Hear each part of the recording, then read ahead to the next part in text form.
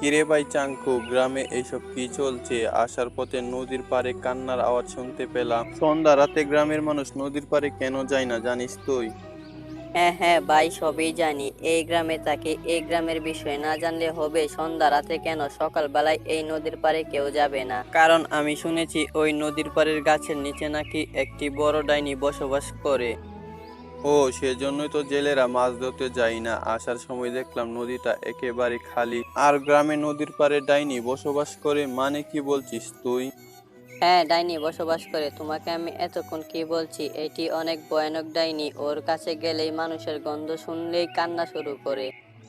ও, হয়তো সে আমাকে টের পেয়ে গিয়েছিল, এই জন্য সে কান্না করছিল, কিন্তু ও তো আমার কোনো ক্ষতি করেনি। আহা, তোমাকে ক্ষতি করিনি এটা আমি কি করে বলবো? গ্রামের সব মানুষটাই জানে ওইখানে একটি ডাইনি আছে। তুমি কি করে বেঁচে গেছো ওইটা কি আর আমি বলতে পারবো? তোমার ভাগ্য ভালো ছিল তাই তুমি বেঁচে গেছো। আচ্ছা, আমি আসছি, আমার অনেক কাজ আছে। এই রকম কথা বলে চাঙ্কু তখন সেইখান থেকে চলে যায়, আর সে সেইখানে দাঁড়িয়ে ভাবতে থাকে কালকে রাতের ঘটনা, তার সাথে কি হতে যাচ্ছিল আর কি হয়ে গেল। আর সেই গ্রামে বীর নামে একটি লোক থাকতো। বীরের একটি বড় গাভী ছিল, সে গাভীর অনেক যত্ন করত। সকালবেলায় গরুকে নিয়ে মাঠে যেত ঘাস খাওয়ানোর জন্য। বীর তার বাড়িতে একাই থাকতো। এই গাভীটি ছিল বীরের সম্বল। বীর গাভীকে জঙ্গলে ছেড়ে দিয়ে সে সেইখানেই দাঁড়িয়ে থাকতো, আর গাভী যখন ঘাস খাওয়া শুরু করত তখন বীর সেইখান থেকে চলে আসতো। আর গরুটি সারাদিন সেইখানে একা একা ঘাস খেত। এই ডাইনির বিষয়টিকে নিয়ে গ্রামবাসীরা অনেক চিন্তায় ছিল। তারা এর হাত থেকে কিভাবে বাঁচবে তারা বুঝতে পারছিল না। একমাত্র ওইটাই রাস্তা ছিল বাজারে যাওয়ার। রাতের বেলা কিংবা দিনের বেলা ওই গাছের নিচে যদি কেউ যেত ডাইনির কান্নার আওয়াজ শুনে, তখন সে সেইখান থেকে দৌড়ে পালিয়ে যেত। ডাইনির কান্নার আওয়াজ শুনলেই তাদের অনেক ভয় লাগতো। এর কিছুক্ষণ পরেই সূর্য ডুবে গেল, অন্ধকার নেমে আসলো।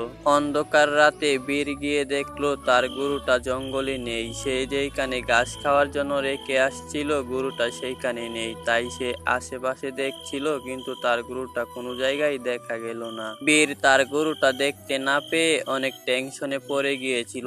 এরপর বীর সেইখান থেকে চলে আসলো। বীর তার গরুটা খুঁজতে খুঁজতে চলে আসলো সেই নদীর পাড়ে। তখন রাত প্রায় 1টা বাজে, আর বীর সেইখানে একটি পরীকে দেখতে পেল।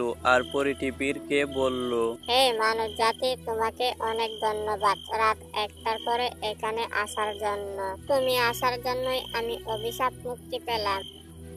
আমি তো ওইটার জন্য আসি নাই পরি, আমি আসছি আমার গরুটার জন্য। আমার একটি গরু ছিল, আমি জঙ্গলে ছেড়ে দিয়েছিলাম ঘাস খাওয়ানোর জন্য, কিন্তু এখন গরুটাকে খুঁজে পাচ্ছি না। আর তোমাকে কেন অভিশাপ দিয়েছিল?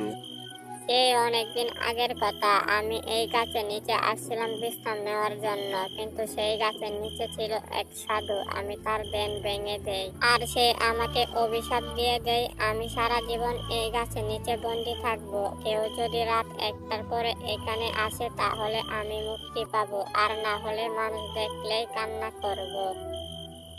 আচ্ছা, সবই বুঝলাম। এখন তুমি মুক্তি পেয়ে গেছো আমি আশাতে। এখন আমার গরুটাকে কি তুমি এদিকে দেখেছো? অনেক খুঁজছি আমার গরুটা, কিন্তু কোথাও পাচ্ছি না।